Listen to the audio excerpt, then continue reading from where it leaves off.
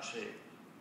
In the case of the latter, these victims do not even matter according to the media, because we have been taught that any Libyan person who supports the Libyan government is no longer a human being because of the actions of that government.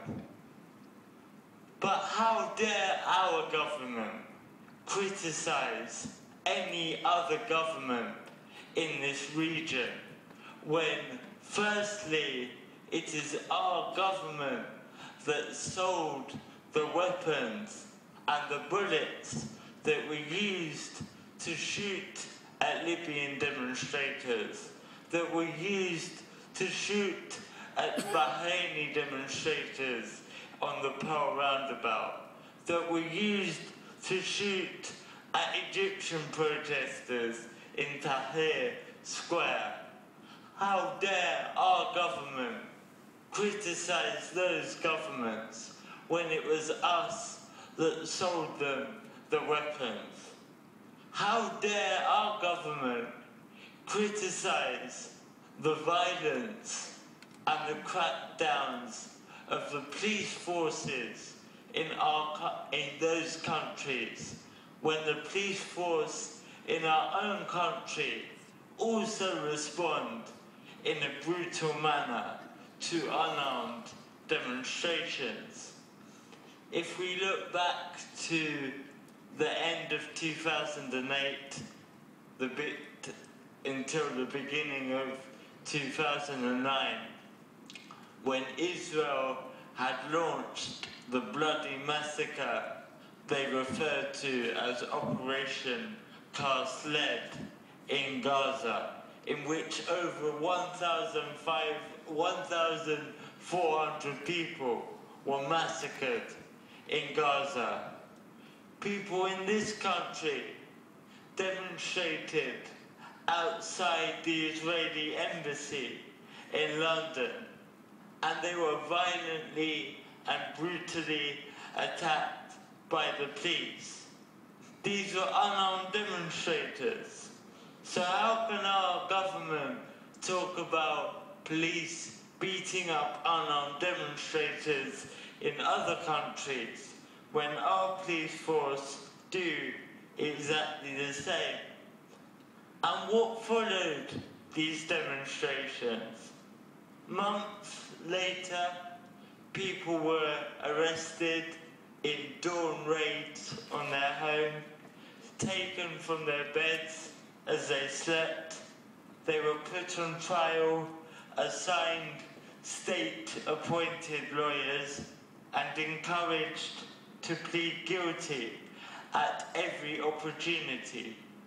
Completely disproportionate sentences were handed down to set a precedent and to send a clear message to the growing, massive pro-Palestinian movement in this country that yes, you have a right to demonstrate, but not if you demonstrate outside the boundaries that we deem appropriate, not if your demonstrations become effective.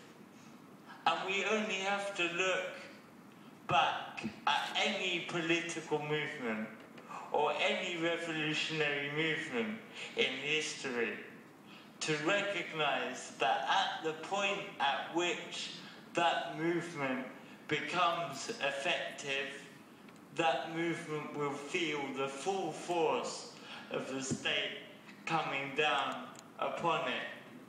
We only have to look at the Black Panther movement in the United States and Black Panther activists such as Kenny Zulu Whitmore and Mumia Abu-Jamal, who remain in prison today, many decades later, to recognize that this is the case.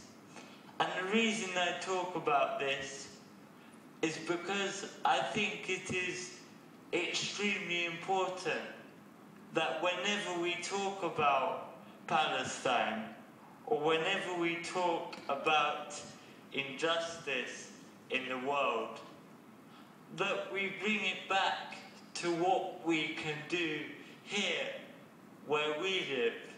It truly is my belief that as human beings with a conscience, as human beings that are struggling for justice and for equality in the world, the most we can do is to challenge injustice and inequality in whatever setting we find ourselves and wherever we live.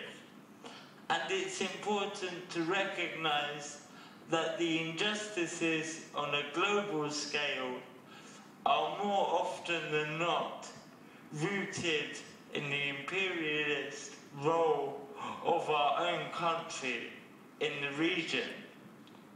So recently, there were the student demonstrations, and again, the police reacted to those unarmed demonstrators by attacking people on horses, beating people with truncheons, and pulling people out of their wheelchairs. So is this our great regard for human rights? Is this our great regard for democracy activists demanding justice and inequality? Where is the justice in our own country, where every week one person dies in police custody and no explanation is given? Where is the justice here? Where is the justice for Alfie Meadows, a student demonstrator who was hit over the head with a truncheon, a police truncheon, and was fighting for his own life that evening in hospital, where he needed emergency brain surgery to survive? Are the police condemning that attack on an unarmed demonstrator? No, the police are charging Alfie Meadows with violent disorder. They're not charging the police officer who put him into hospital, but they are charging him for daring to survive, perhaps. So we need to recognize this hypocrisy. We need to recognize that when we see in the news talk of Egyptian men on horseback beating demonstrators with sticks, that we had a very similar situation in our own country. But the men we saw on horseback beating people with sticks were wearing high visibility jackets that said Metropolitan Police on the front.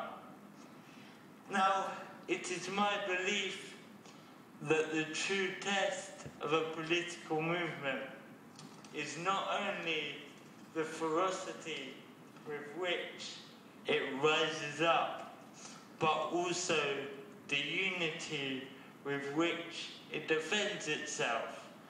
In the aftermath of the Gaza demonstrations during Operation Cast Lead, that defense was criminally non-existent, and that is something we have to change.